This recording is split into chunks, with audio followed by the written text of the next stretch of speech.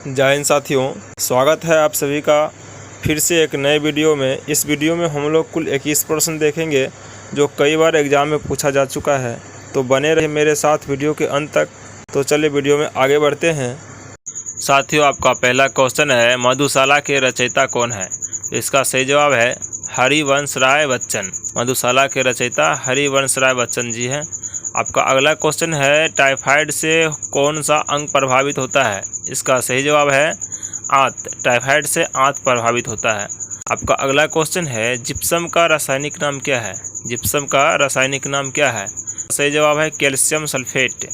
तो बढ़ते अगला क्वेश्चन की ओर। अगला क्वेश्चन है, ग्रेनाइट किस चट्टान में पाया जाता है? ग्रेनाइट किस चट्टान में पाया जाता है? इसका सही जवाब है आग्नेय चट्टान में। ग्रेनाइट आग्नेय चट्टान में पाया जाता है। आपका अगला क्वेश्चन है, लोकसभा की संरचना से संबंधित कौन सा अनुच्छेद है? फिर से दोहराते हैं, लोकसभा की संरचना से संबंधित कौन सा अनुच्छेद है? इसका सही जवाब है अनुच्छेद 81 में। लोकसभा की संरचना से संबंधित अनुच्छेद 81 में। और आपका तीसरा क्वेश्चन है, राष्ट्रपति का अध्यादेश शक्ति का वर्णन किस अनुच्छेद में किया गया है? तो इस तरह का अगर क्वेश्चन आए तो इसका सही जवाब होगा अनुच्छेद 123 में। राष्ट्रपति का अध्यादेश शक्ति का वर्णन अनुच्छेद 123 में है। अगर आपको किसी आंसर का क्वेश्चन पहले से ही पता है तो कमेंट बॉक्स में ज़रूर बताइएगा। आपका अगला क्वेश्चन है, वित्त आयोग का वर्णन किस अनुच्छेद में किया गया है? इसका सही जवाब है अनुच्छेद 280 में। वित्त आयोग का वर्णन अनुच्छेद 280 में मिलता है। आपका अगला क्वेश्चन है, नादिर शाह ने भारत पर आक्रमण कब किया था? तो इसका सही जवाब है 1739 ईस्वी में। नादिर शाह ने भारत पर आक्रमण 1739 ईस्वी में किया था।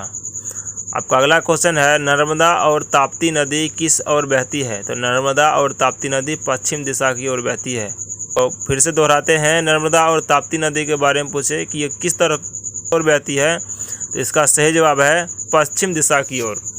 साथियों, अगला क्वेश्चन है, किस देश का संविधान अलिखित है? इसका सही जवाब है ब्रिटेन।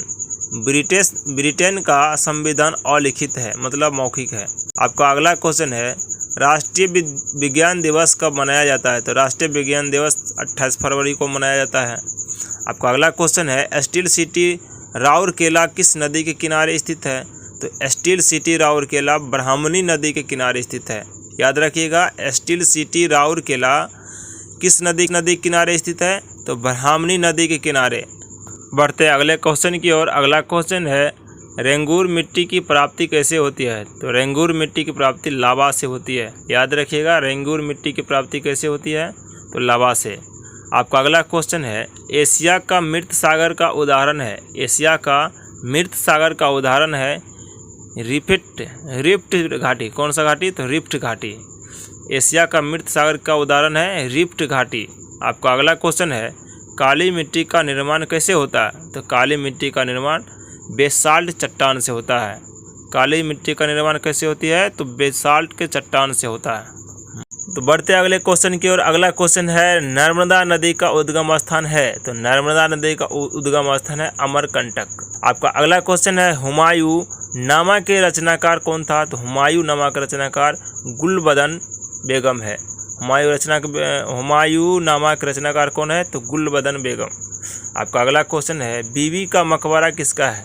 तो बीबी का मकबरा औरंगजेब का है। बीबी का मकबरा किसका है? तो औरंगजेब का है। बढ़ते हैं अगला क्वेश्चन की ओर। अगला क्वेश्चन है, मुगल वंश का ऐसा शासक जिसका 2 बार राज्य अभिषेक हुआ था? तो उसका सही जवाब है औरंगजेब। मुगल वंश का ऐसा शासक जिसका 2 बार राज्य अभिषेक हुआ था, तो उसका सही जवाब लगा के आना है औरंगजेब। अगला क्वेश्चन है, सोहिनी किसका राग है? तो सोहिनी सुबह का राग है। सोहिनी किसका राग है? तो सुबह का। अगला क्वेश्चन है, मैं क्रांतिकारी के रूप में कार्य करता हूँ। यह कथन किसका है? तो जवाहरलाल नेहरू का। इसे दोहराता चलूँ, मैं क्रांतिकारी के रूप में कार्य करता हूँ, ये किसने कहा? मतलब ये कथन किसका है? तो जवाहरलाल नेहरू का है। जवाहरलाल नेहरू ने ऐसा बोले थे।